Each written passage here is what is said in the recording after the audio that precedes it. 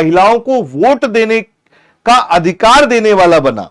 मतलब इनमें से कौन सा वो देश है जिसने सबसे पहले महिलाओं को वोट देने का अधिकार देने वाला बना? फ्रांस, अमेरिका, ऑस्ट्रेलिया और ग्रेट ब्रिटेन। बताइए भाई साहब क्या आंसर होगा? सबसे पहले महिलाओं को वोट देने का अधिकार देने वाला कौन सा देश बना है भाई? तो बात करेंगे हम लोग यहां पे, तो फ्रांस, अमेरिका, ऑस्ट्रेलिया और ग्रेट ब्रिटेन। तो याद रखिएगा मेरे प्यारे साथियों, ऑस्ट्रेलिया। तो आंसर यहां पे क्या हो जाएगा? आंसर आपके सामने हो जाएगा ऑस्ट्रेलिया। ठीक है, कि निम्नलिखित में से कौन सा देश सबसे पहले महिलाओं को वोट देने का अधिकार देने वाला बना? तो कौन सा बना मेरे भाई? तो याद रखिएगा ऑस्ट्रेलिया बना। अगले क्वेश्चन पे आइए। अगला क्वेश्चन कह रहा है कि भारतीय संविधान का कौन सा अनुच्छेद सभी बच्चों को 6 वर्ष की आयु पूरी करने तक प्रारंभिक बचपन की देखभाल और शिक्षा प्रदान करने के लिए राज्य पर दायित्व डालता है? आर्टिकल 43, आर्टिकल 42, आर्टिकल 45 और आर्टिकल 44। भारतीय संविधान का कौन सा अनुच्छेद सभी बच्चों को 6 वर्ष की आयु पूरी करने तक प्रारंभिक बचपन की देखभाल और शिक्षा प्रदान करने के लिए राज्य पर दायित्व डालता है? आर्टिकल 43, आर्टिकल 42, आर्टिकल 45 और आर्टिकल 44। क्या आंसर होगा भाई? तो आप सभी जानते हैं आर्टिकल 45, आर्टिकल 45 है भाई। कौन सा है मेरे भाई? आर्टिकल 45 है। ठीक है मेरे प्यारे साथियों, कौन सा है? तो आप यहां पे कहेंगे आर्टिकल 45 है, आर्टिकल 45 है। ठीक है, अगले में निम्नलिखित में से कौन भारतीय संविधान के भाग के अंतर्गत है? तो कौन आता है मेरे भाई? द पार्लियामेंट, मतलब पंचायत। जहां पे भाग 9 दिखाई दे ना, जहां पे भाग 9 दिखाई दे, तो आप समझ जाइए कि ये पंचायत से संबंधित है। ये किससे संबंधित है भाई? ये पंचायत से संबंधित है। सीधा सीधा भाई सब खेल है, यहां पे कोई दिक्कत समस्या भी नहीं है। ठीक है भाई, इसको याद रखिएगा।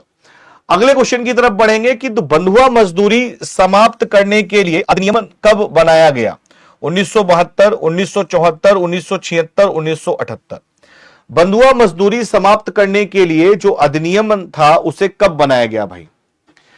बंधुआ मजदूरी समाप्त करने के लिए अधिनियम कब बनाया गया? बंधुआ मजदूरी समाप्त करने के लिए अधिनियम कब बनाया गया? जो अधिनियम था उसे कब बनाया गया भाई? तो आप क्या कहेंगे सर? 1976 में बनाया गया। कब बनाया गया भाई साहब? तो याद रखिएगा 1976 में बनाया गया था, 1976 में। अगले में आइए।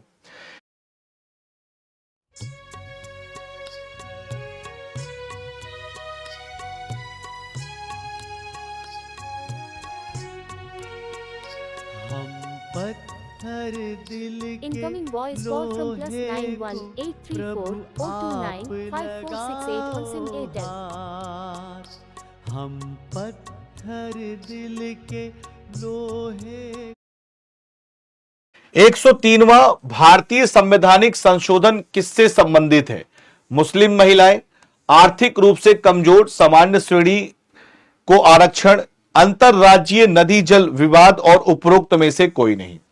क्या कह रहा है कि 103वां भारतीय संवैधानिक संशोधन किससे संबंधित है ना? तो यहां पे प्रश्न आपसे पूछ रहा है कि 103। ठीक है, बताओ भाई। आरू सानी सर, तबीयत ठीक है आपकी? बिल्कुल आरू जी, बस आपका आशीर्वाद है ना? आप छोटी छोटी बड़ी बड़ी बहनों का आशीर्वाद है तो आपके भाई को क्या हो सकता है? बढ़िया हो सकता है भाई, है ना? चलिए सर, आज 33 टारगेट कंप्लीट लाइव का। बिल्कुल भाई, इसको आगे बढ़ाना है भाई। मैंने कल आप लोगों से क्या वादा किया था कि अब आपकी क्लास आधे घंटे की नहीं होगी। कल मैंने आप लोगों से वादा किया था, मतलब कल का मतलब 3 दिसंबर को वादा किया था। आज 4 दिसंबर है। अब आपकी क्लास पूरे 1 घंटे की होगी। पूरे आपकी 40, 45, 50 मिनट की क्लास रोज पर डे रहेगी अब। ठीक है, पर डे आपकी क्लास रहेगी भाई। तो क्या आंसर होगा? तो 103वां भारतीय संवैधानिक संशोधन अधिनियम किससे संबंधित है? तो याद रखिएगा मेरे भाई, आर्थिक रूप से कमजोर सामान्य श्रेणी को आरक्षण। तो आंसर आपके सामने क्या हो जाएगा? आंसर आपके सामने हो जाएगा सेकंड। क्या होगा भाई? तो आर्थिक रूप से कमजोर सामान्य श्रेणी को आरक्षण। तो आंसर क्या होगा आपके सामने? Second will be the right option आपके सामने हो जाएगा। ठीक है भाई, चलिए अगले प्रश्न की तरफ आइए। अगला क्वेश्चन कह रहा है कि राज्यसभा में भारत के राष्ट्रपति द्वारा कितने सदस्यों को मनोनीत किया जाता है। अब यह तो बिल्कुल बच्चों वाला प्रश्न आ गया भाई साहब।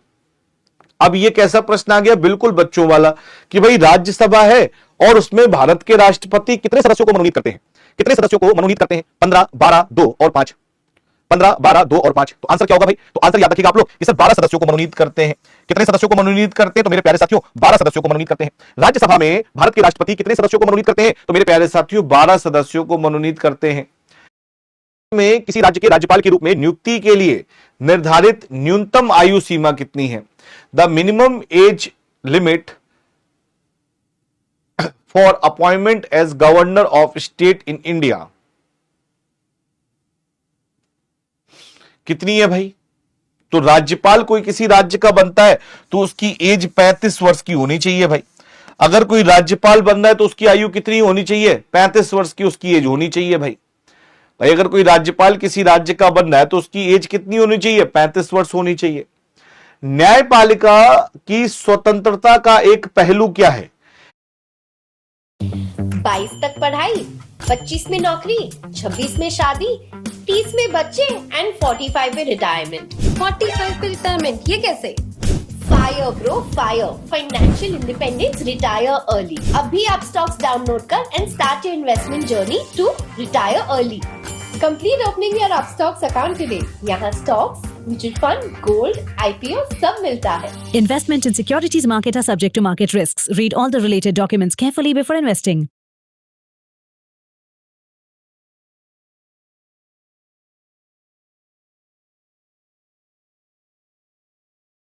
उसे न्यूनतम हस्तक्षेप के साथ नियुक्त किया जा सकता है। तो आंसर आपके सामने क्या हो जाएगा, आंसर आपके सामने हो जाएगा मेरे प्यारे साथियों, third will be the correct option. Clear है। अगले में आइए। अगला कह रहा है निम्न में से कौन निर्वाचित पदाधिकारी नहीं है। अध्यक्ष नगर निगम, अध्यक्ष जिला परिषद, कार्यपालिका पदाधिकारी नगर पालिका और अध्यक्ष नगर परिषद। अब देखो ये क्वेश्चन ऐसा आ गया कि अगर आप अपने जिले डिस्ट्रिक्ट कहीं भी रहते होंगे तो आपने ये नाम सुने ही सुने होंगे, है ना। अब ये क्वेश्चन बन के आ गया। अब यही क्या बन के आ गया भाई, यही प्रश्न बन के आपके सामने आ गया कि निम्न में से कौन निर्वाचित पदाधिकारी नहीं है, बताइए भाई। रूपा कृष्णवंशी, अरे रूपा जी क्या हालचाल हैं, कैसी हो आप, बड़ी दिनों बाद आज आप दिखाई दी हैं। कहां थी इतने दिनों तक भैया। चलिए बहुत से बच्चे तो भूल गए, उनको यही नहीं पता कि बाहुबली सर कहां है। भैया बता दो सबको, एक एक को बता दो कि आप टेक्स्ट बुक में आ चुके हैं, है ना। और बहुत जल्दी बिहार का भी चक्कर लगने वाला है भाई।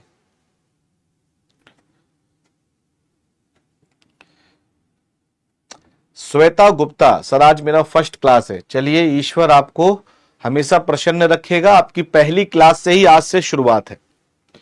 आप ये मान के चलिए कि आज से ही आपकी शुरुआत है और बढ़िया बेहतरीन तरीके से पढ़ाई करो श्वेता जी, है ना। बहुत बढ़िया तरीके से, सब कुछ बहुत बढ़िया होगा, मेहनत करो मेहनत। याद रखिएगा एग्जीक्यूटिव जो ऑफिसर है मेरे भाई म्युनिसिपल बोर्ड का, यानी कार्यवालक पदाधिकारी जो आप नगर पालिका का है, ये पदाधिकारी नहीं है, निर्वाचित पदाधिकारी नहीं है। बाकी ये सारे के सारे आपके निर्वाचित पदाधिकारी हैं। बाकी के सारे ये क्या है, निर्वाचित पदाधिकारी हैं। ठीक है। चलिए जितने भी बच्चे इस क्लास में नए जुड़े हैं ना, तो उनसे निवेदन है भाई कि आप इस टेलीग्राम चैनल पे जरूर जुड़ जाइएगा, GS बाई विवेक सर। ठीक है। सारे नोटिफिकेशन वगैरह अपडेट वगैरह इसी टेलीग्राम चैनल पे मैं डालता हूं, तो आप इस टेलीग्राम चैनल को ज्वाइन कर लीजिएगा ताकि आपको सारी चीजें अपडेट मिलती रहेंगी। ठीक है भाई। अगले में आइए, पूर्व योजना आयोग अब क्या कहलाता है। अरे भाई तो बच्चों वाला क्वेश्चन है कि सर पूर्व योजना आयोग अब क्या कहलाता है, कि गुरुजी अब तो ये नीति आयोग कहलाता है। अब क्या कहलाता है, अब ये नीति आयोग कहलाता है भाई, है ना। अब क्या कहलाता है, अब ये नीति आयोग कहलाता है भाई। क्लियर है, याद रखिएगा अच्छी तरीके से। इसके बाद अगले क्वेश्चन की तरफ चलें तो भारत का संविधान बजट को किस रूप में संदर्भित करता है, किस रूप में करता है, भारत अकस्मिता निधि के रूप में, या फिर वार्षिक वित्तीय विवरण के रूप में, भारत का सार्वजनिक खाता के रूप में, और भारत की संचित निधि के रूप में? भारत की संचित निधि के रूप में बताइए भाई क्या आंसर होगा? भारत का संविधान बजट को किस रूप में संदर्भित करता है? भारत की अकस्मिकता निधि में, वार्षिक वित्तीय विवरण, भारत का सार्वजनिक खाता और भारत की संचित निधि।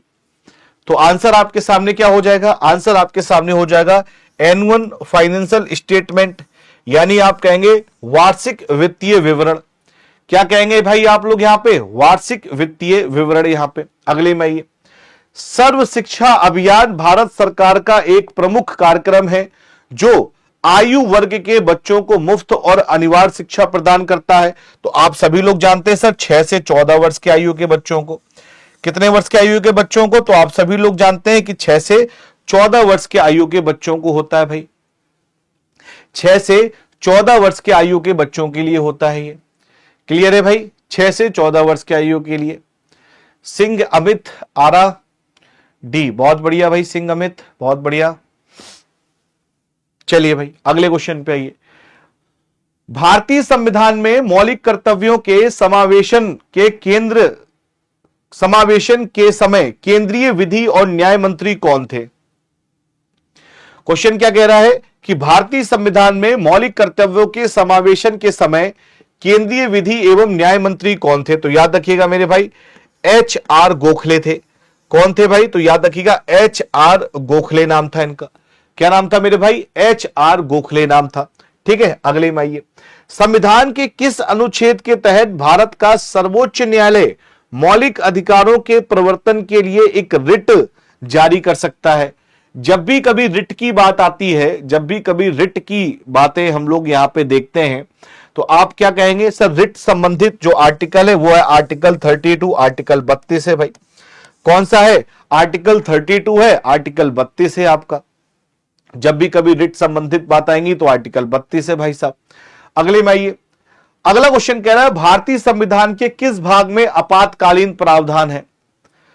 भारतीय संविधान के किस भाग में आपातकालीन प्रावधान है? बताइए भाई आंसर क्या हो जाएगा? भारतीय संविधान के किस भाग में आपातकालीन प्रावधान है? तो याद रखिएगा मेरे प्यारे साथियों आपके इस भाग में। ठीक है भाई चलिए, तो मेरे प्यारे साथियों ये थी आज की क्लास। एक बार आप लोग कमेंट करके जरूर बताइएगा, क्लास जब खत्म हो जाए ना तो जितने भी बच्चे देख रहे हैं मुझे, सारे लोग नीचे कमेंट जरूर करेंगे क्लास कैसी लगी आपको, है ना। आप सभी लोग कमेंट करके जरूर बताएंगे। और इस क्लास की पीडीएफ मेरे भाई, इस क्लास की पीडीएफ अभी क्लास खत्म होने के बाद मैं डाल दूंगा जीएस बाय विवेक सर, टेलीग्राम चैनल है जीएस बाय विवेक सर, इसमें मैं आपको पीडीएफ अभी सेंड कर दूंगा, तो पीडीएफ आपको मिल जाएगी। और कोई भी बैच परचेस करना हो तो आप यूज कोड बाहुबली लगा सकते हैं, आपको सारे बैच भी यहां से मिल जाएंगे। ठीक है, सारे बैच भी यहां से आपको मिल जाएंगे। और बस एक दो दिन की बात और है, एक दो दिन की बात और है, उसके बाद फिर मैं प्रैक्टिस सेट स्टार्ट कर दूंगा 50 क्वेश्चंस का, जिसमें history, geography, polity, economics, environment, current affair, ये सारी चीजें रहेंगी। ठीक है भाई, चलिए तो मुलाकात करेंगे आप सभी लोगों से नेक्स्ट क्लास में। आज के लिए इतना ही। Thank you so much, bye bye, take care.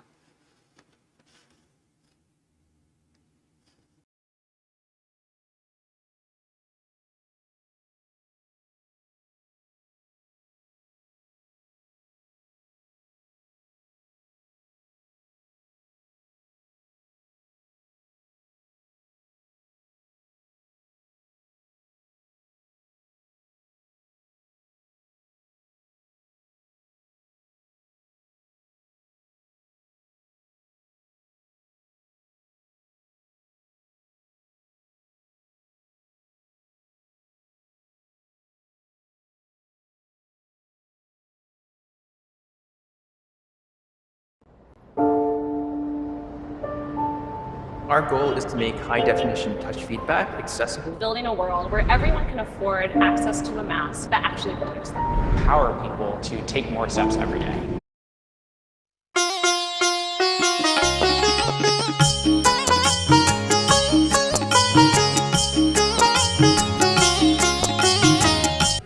Usha देवी, मुजफ्फरपुर। कोई मुझे कुछ कहता है, सास हो या देवर, तो मैं गुस्से में आकर बच्चों को पीटती हूँ। प्रेशर कुकर जैसा हो गया, नीचे गर्मी बढ़ाई, ऊपर से प्रेशर निकल जाता है। बच्चे को पीटने के बाद आपको वो लोग बोलने बंद कर देते हैं, बोल देते, फिर नहीं बोलता तो बच्चे को पीटने के बच्चे लोग बैर बांधेंगे, मत मारो बच्चे को। और आपको कोई कुछ कहता है तो कुछ कहने से हम क्यों इतना अपसेट हो जाए? हमारी कुछ गलती होगी तो ही कुछ कहता होगा, मगर हमारी गलती तो होती ही नहीं कभी जीवन में, तो फिर हमें क्यों बोलता है? मैंने कुछ गलती होती है हमारे जीवन में कि कुछ गलती नहीं होती होगी? जी, हाँ? बच्चा को मारने पीटने से, कुछ बोलने से तो घर में लफड़ा बढ़वे करता है। नहीं, मगर गलती आपको कुछ बोला किसी ने, बच्चे का क्या दोष? बच्चा बदमाशी करता है इसलिए नहीं, मगर बोलना तो बच्चे की वजह से आपको बोलते हैं, कैसे ही आपको कुछ डांटते घर वाले कोई? जी, बच्चे के मैंने बदमाशी से लोग बोलते हैं। बच्चा क्या बदमाशी करता है, चोरी बोरी करता है? किसी को बात नहीं मानता, वो लोग वो बात नहीं मानता, उसमें क्या, वो बच्चा है वही करेगा, बड़ा होने के बाद अपने अब वो सुधर जाएगा। छोटे बच्चे आप मानते हो बदमाशी करता है, वो क्या बोलता है, मैं खिलौना खेलता हूँ, वो खेलता होगा। थोड़ा बड़े मन में रहो, मन बड़े विचार के रहो, और बच्चे को डांटो मत, मारो मत, उसको थोड़ा इधर उधर घुमा, थोड़ा काम बदली कर डालने का। कि वो हमारा सास ससुर और आदमी बोलता है कि वो माँ सिखा दिया है, इसलिए उसको हम तो आप उसको बाद में मारते हो? हाँ, कि तुम सही रहता तो नहीं बोलते। नहीं, ऐसा नहीं है। बच्चा देखो ना, बच्चा तो उसकी प्रकृति लेके आया, और छोटे बच्चे रहते हैं तो खेलेंगे कूदेंगे, थोड़ा तूफान करेंगे, हम उसको प्रेम से समझाने का। अभी एक आप उपाय करो, बच्चों को कितनी साल की उम्र के है? 14 साल का। 14 साल का, तो सत्संग में आ सकेगा? जी हाँ, तो लेके आना कल। ठीक। हाँ, और उसको धीरे धीरे ये सत्संग का माहौल में आप भी भक्ति करो, आरती घर में करो, सत्संग का वातावरण डेवलप करो, तो उसको भी शांति लगेगी, और उसको दादा भगवान के असीम जयकार बोला भीतर में शांति लगेगी उसको। और उसको प्रतिक्रमण सिखाओ, आप भी सीख लो, और उसको भी सिखाओ। किसी को दुख हो गया, सच्चा सुखी होने का रास्ता क्या है? हमारे मन से, वाणी से, वर्तन से किसी को दुख नहीं होना चाहिए। धीरे धीरे ऐसे सिखा लो घर में, आप भी सीख लो, सास है, पति है, बच्चे, सब यही बात सीख लेंगे। एक दूसरे का दुख नहीं देना, ऐसे सोचो, और हो गया एक दूसरे को दुख तो माफी मांग लो एक दूसरे की। धीरे धीरे घर में शांति का वातावरण हो जाएगा। ये तो बच्चा भी बदमाशी करेगा, उसको डांटेंगे तो और बदमाशी करेगा। हाँ, समझ में आता है आपको? आप ज्ञान ले लो, कल परसों है ज्ञान विधि, थोड़ा सत्संग में उसको भी लेके आओ, उसको भी शांति लगेगी। हाँ, प्रेमलता, दादा भगवान और सिमंदर स्वामी के विषय में बारे में बताओ। कहाँ पे? दादा भगवान के बारे में तो हो गई बात शुरुआत में, सिमंदर स्वामी भगवान के बारे में बताएंगे। जैसे महावीर भगवान हो गए, मालूम है ना, पटना में, बिहार में हो गए, वो तीर्थंकर भगवान बोला जाता है। तो वो तीर्थंकर भगवान का निर्वाण हो गया, पावापुरी में उसका स्थान है, बाद में मोक्ष चले गए। तो अभी जीवंत भगवान हमारी दुनिया में कौन है? दूसरा महाविद्य क्षेत्र, वहाँ तीर्थंकर भगवान हाजिर है। केवल उन भगवान की आराधना आवश्यक है, इतना समझ जाना चाहिए। दूसरे क्षेत्र में, दूसरी पृथ्वी पे, हमारी पृथ्वी है ऐसी दूसरी भी है, ऐसे 5 महाविद्य क्षेत्र है, 5 ऐरावत क्षेत्र, 5 भरत क्षेत्र। तो एक भरत महाविद्य क्षेत्र में सिमंदर स्वामी भगवान है, पूर्ण भगवान है। और दादाजी को ज्ञान हुआ तो सिमंदर स्वामी का अनुसंधान हुआ था, उनके आशीर्वाद से ही भरत क्षेत्र के जीवों को ये ज्ञान बांट सके। और ये सारा मिशन सिमंदर स्वामी भगवान का है, और उनकी ही कृपा से सारे देव देवियाँ उनके आशीर्वाद से भरत क्षेत्र के जीवों का कल्याण के लिए सब प्रयत्नशील है। यानी इनकी कृपा से ही हमारा मोक्ष होएगा, हमारा उद्धार हो जाएगा। इनकी आराधना करना आवश्यक है, उनकी भक्ति करना आवश्यक है, उनकी पहचान करना आवश्यक है। इसके लिए दादाजी की किताब भी बनाई है, सिमंदर स्वामी। दादाजी की जो वाणी थी उसमें सिमंदर स्वामी की किताब भी बनाई, उनकी पहचान हो सके। उनकी प्रार्थना है, उनकी आरती है, उनकी भक्ति के पदों हैं, भजन है, बहुत सारे भजन। नहीं, जैसे कि मैं शांति करने के लिए बैठते हैं, संत मत में ली हुई है, शांति करने के बैठे मन नहीं लगता है, मन मतलब कि दूसरी तरह लगने लगता है, और उठ के खड़ी हो जाती हूँ। हाँ, मगर अभी ये ज्ञान के बाद ज़्यादा स्थिरता आएगी। और कुछ भी बोलना है, मंत्र बोलना है तो ऊंचे आवाज़ से बोलो। कौन से भगवान की भक्ति करते हो? संत मत में है। संत मत कुप्पा घाट से मंत्र पढ़ते हो? जी। हाँ, तो ऊंचे आवाज़ से बोलो, जो भी मंत्र पढ़ना है कान के सुनाई दे। अब बंद आँख के कर एक एक शब्द मंत्र के पढ़ो तो अपने आप चित्त स्थिर हो जाएगा। और नहीं तो ये परसों आत्मा खुद ही स्थिर है, उनका ज्ञान हो जाएगा तो अपने आप वृत्तियाँ स्थिर हो जाती है बाद में। जी। हाँ, परसों ज्ञान मिलने से बहुत स्थिरता बढ़ेगी। Step into the future of investing with Angel One. Oh wait, you have already, haven't you? After all, KYC तो आपने कर ही लिया है. So what are you waiting for? Unlock endless possibilities with our all-in-one platform and enjoy 2,000 rupees का exclusive offer. तो शुरू किया क्या? Investments in securities market are subject to market risks. Read all the related documents carefully before investing.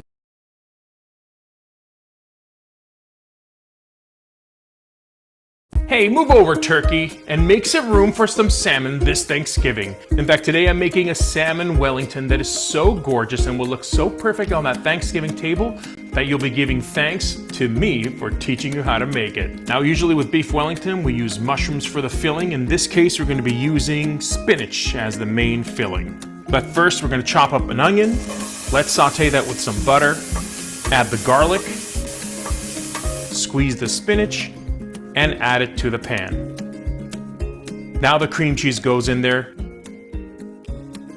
Capers. Now dill works great with this, but I just happen to have some fresh thyme, and that's what I'm going to put inside of it. Remove the leaves of the thyme, going backwards and pulling it off with your finger. If there's still long stems in there, chop it up with a knife. Okay, that goes in too, and we're going to mix it up. I'm going to zest some lemon, add the juice, season it with salt and pepper. Mix a little more and turn off that heat. Now for the salmon, we're going to be using Mowi Atlantic salmon sides. This side has been trimmed by Mowi for your convenience, and all you do is you remove it out of the package, dry it up, season it with salt and pepper. Now we're going to make the puff pastry from scratch. I'm kidding. I already bought the frozen kind. I don't want to make it from scratch. You shouldn't either. Let's save some time here and just unroll this package. And once we unroll it flat onto a surface, we're going to add our salmon side on it. Take the spinach mixture that's already been cooled, try to spread it as carefully as possible so there's an equal amount of spinach on top of every part of the salmon. And now for the glue, we're going to be using egg yolks and brush it all around the sides. The same size puff pastry goes on top, and use your fingers to kind of press gently until it seals it. Go ahead and brush some of the egg yolk on top. Now don't worry about the sides, we're going to be trimming those momentarily, but first we're going to build a pattern on top of it. And usually you can use a knife or some sort of spoon to make these cool patterns, but today I'm using this. This is a lattice cutter, and if you don't have one of these, don't worry, you can just be creative on your own, but I just happen to have one of these. And the way this works is very simple. You're going to lay down a third puff pastry sheet on some floured surface, and then you're going to use the lattice cutter to cut the pattern all the way through. Once you pull it apart, you'll start seeing this really cool shape. Lay it right on top. Let's trim the sides. And don't worry if the lattice hasn't fully opened on some parts, it's still gonna look amazing, I promise. You see these open diamond patterns on top? I'm gonna grab some capers and just dot it with my finger. Now pop it into the oven at 400 degrees for about 30 to 35 minutes. And out of the oven, you'll have a salmon Wellington that'll make your turkey blush on the Thanksgiving table. Inside, the salmon is moist and tender. The savory and creamy spinach pairs perfectly with the salmon, and that beautiful golden brown buttery crust is something to be grateful for this Thanksgiving. Rajesh Rohit, आत्मज्ञान पाने के लिए बुद्धि बाधक है तो क्या बुद्धि को व्यवहार में छोड़ना ना चाहिए? आत्मज्ञान पाने के लिए बाधक है, मगर आत्मज्ञानी पहचानने के लिए बुद्धि हेल्प करेगी। वो समझ जाती है कि इनके पास कुछ है, अच्छा है, बरोबर है। तो बुद्धि से ही हमने टीवी में देखा, क्या किताबें पढ़ी, बुद्धि से ही हम समझ जाते हैं कि नहीं बात योग्य है। मगर बुद्धि आत्मज्ञान प्राप्त नहीं करा सकती है। बुद्धि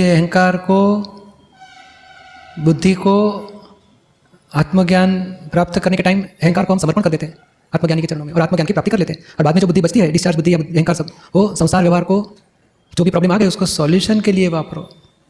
यानी सादी बात में काम के निर्णय के लिए बुद्धि वापरो, व्यक्तियों के लिए बुद्धि मत वापरो। समझ लो अभी कुछ नुकसान हुआ तो हम क्या ढूंढते, किसने बिगाड़ा, पकड़ो उसको, मारो, सीधा करो। तो बुद्धि को व्यक्ति के लिए वापरा गया बोला जाएगा।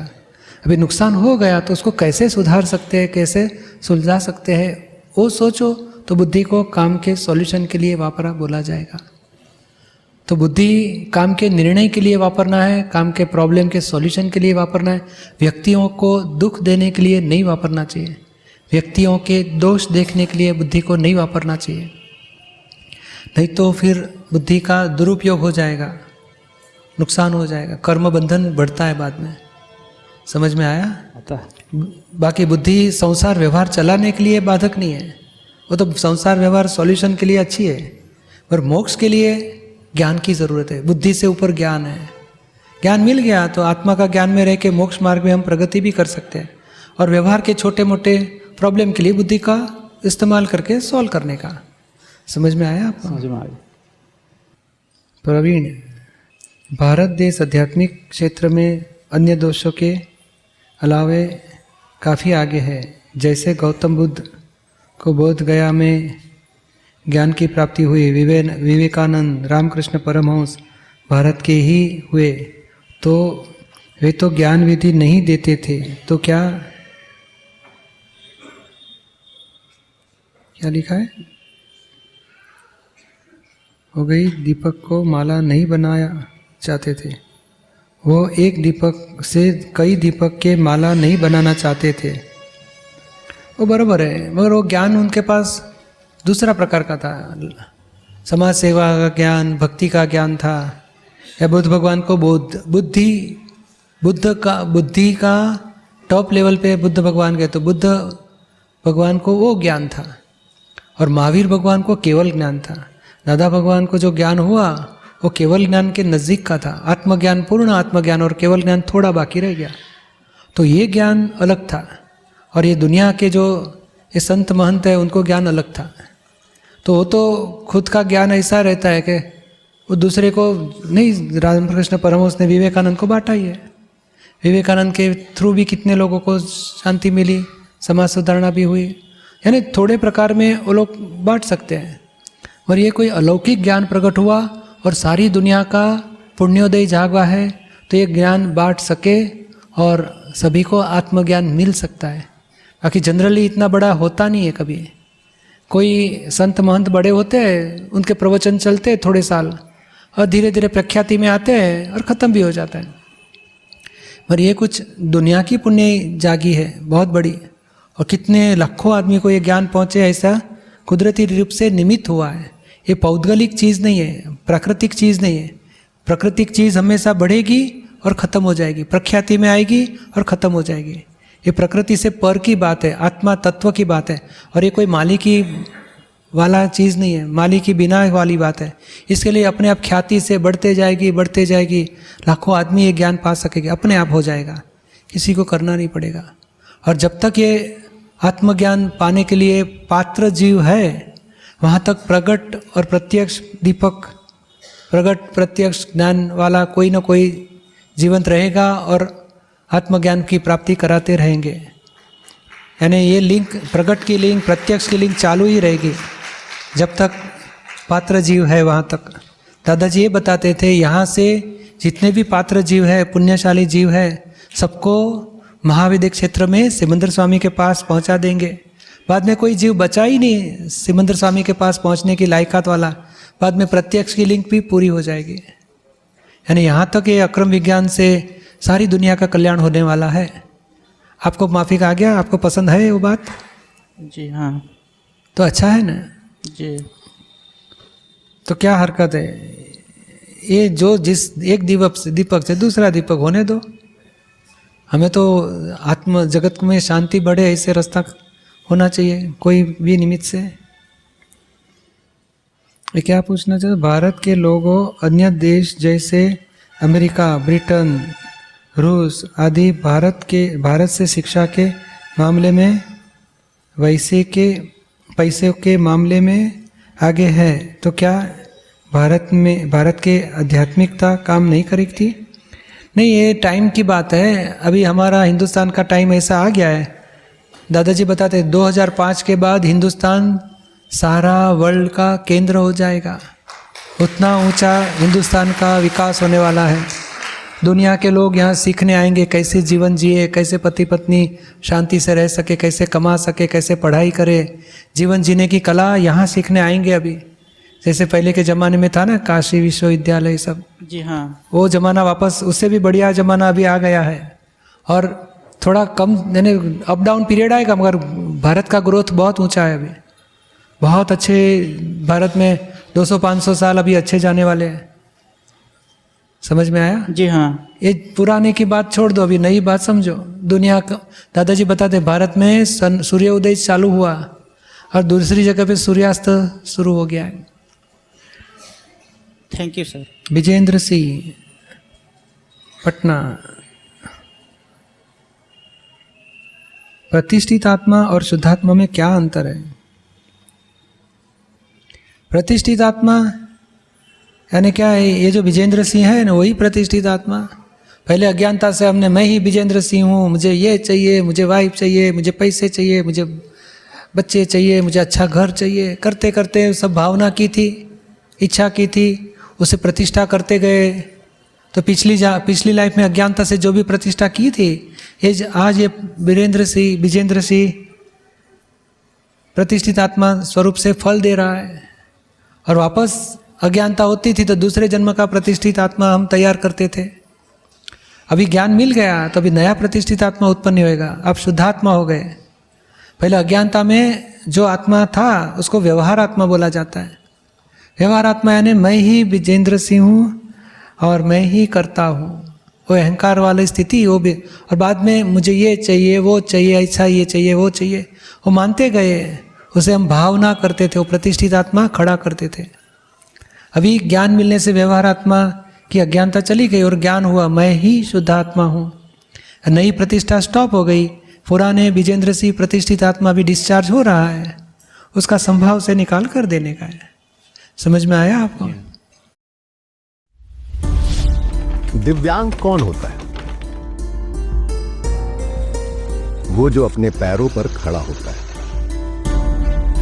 वो जिसका विजन पूरी दुनिया देखती है, वो जिसकी दौड़ कोई रोक नहीं सकता, जिसकी उड़ान कोई बांध नहीं सकता। और हां, दिव्यांग वो है जिसे अब कोई विकलांग नहीं बुलाता है, वो जिसके लिए प्रधानमंत्री नरेंद्र मोदी देश को सुगम्य बना रहे हैं, ताकि विकसित भारत में हो हम सब भी हिस्सेदार। 21वीं सदी में भारत की अर्थव्यवस्था में दिव्यांग जनों के कौशल को, उनकी प्रोडक्टिविटी को राष्ट्र के विकास में अधिक से अधिक हिस्सेदार होना जरूरी है। सुगम्य भारत अभियान के 9 साल, समावेश, सम्मान, सशक्तिकरण।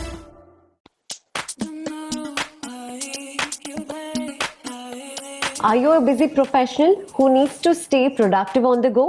Then look no further than the Acer Travelite. This innovative laptop seamlessly combines unmatched power with the lightweight, portability and robust security features. Designed to empower today's workforce, the Travelite laptop ensures you can tackle any task anywhere. Powered by Intel Core processor, this cutting-edge laptop supports up to 13th generation Core i7 processor, ensuring lightning-fast performance to all your computing needs. Weighing in at a mere 1.34 kilograms and boasting a durable military-grade, MIL standard certified robust aluminum chassis. The Travelite laptop is built to withstand the rigors of travel and everyday use without sacrificing portability. Crafted from premium aluminum, the Travelite laptop combines lightweight portability with military-grade ruggedness. Its sleek modern design makes it a stylish and a professional companion for the boardroom or on-the-go work. With dual-channel memory support of up to 64 gigabytes and a 1 TB SSD, experience seamless multitasking and ample storage for all your files and applications. Immerse yourself in stunning visuals with the Travelite laptop's 35.56 centimeters, 14-inch Full HD resolution display. With more than 82% body-to-screen ratio, it delivers crisp, clear images for work or entertainment. The Travelite laptop is designed for ease of use. Intuitive features and a user-friendly interface make it perfect for anyone, regardless of technical expertise. Get started quickly and focus on what matters most, your work or entertainment. The Travelite laptop is a perfect companion for today's hybrid agile workspace. Its lightweight design makes it easy to switch between your work at home or office. Powerful performance and long battery life ensures you can stay productive no matter where you are. Safeguard your privacy with a built-in camera shutter, giving you peace of mind in today's digital world. Enhance your security and productivity with optional features like the fingerprint reader and backlit keyboard, offering convenient access and usability in any environment. Enjoy unmatched flexibility with Travelite laptop's 180-degree hinge design, allowing you to adjust the screen to your preferred viewing angle with ease. Meet the Acer Travelite, the ultimate blend of power, portability, and effortless productivity. Stay secure with the Acer Travelite laptop comprehensive security suite, featuring a built-in TPM 2.0 security chip for hardware-based encryption and enhanced data protection. Experience stunning visuals and smooth performance with Intel Iris graphics, delivering vibrant colors and seamless graphics for your multimedia needs. Rest assured knowing the Acer Travelite laptop meets the highest standards of quality and safety, with certifications including MIL Standard CE, CB, FCC Energy Star 8.0 and RoHS standards. Acer Travelite laptop. Power, portability and effortless productivity. Elevate your computing experience with Acer Travelite laptop.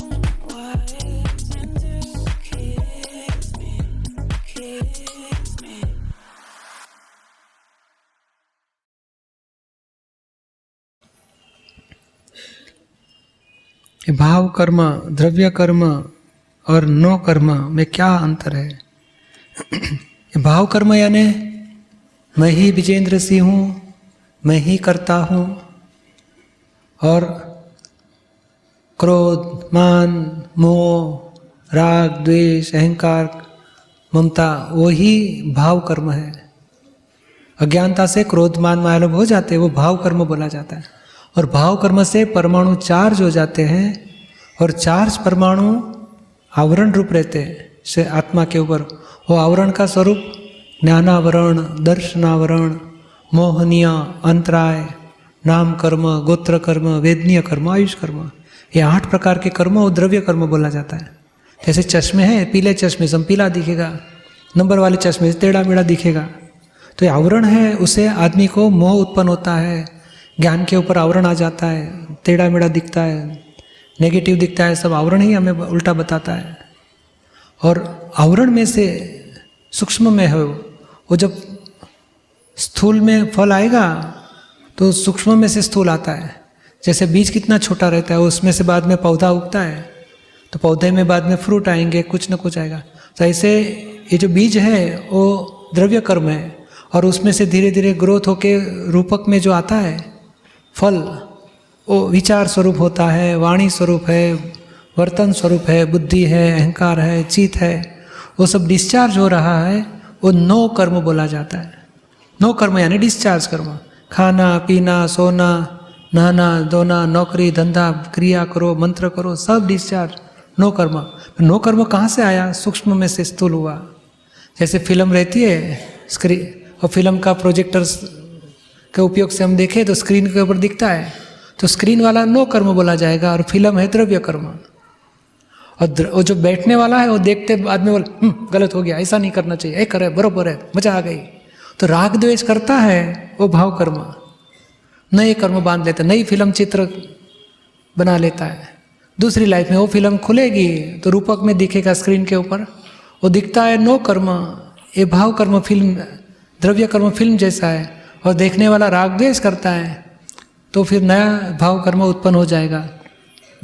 ये ज्ञान के बाद दादाजी बताते हैं अभी राग द्वेष मत करो, पुरानी फिल्म बन गई है, अभी डिस्चार्ज हो रही है, उसको देखो, जानो, और राग द्वेष मत करो, समभाव से निकाल करो, तो आप छूट गए। समझ में? नई फिल्म उत्पन्न नहीं हो जाएगी, तो धीरे धीरे 1-2 अवतार में मोक्ष हो जाएगा। समझ में आया आपको? महेंद्र प्रसाद, लालगंज, वैशाली।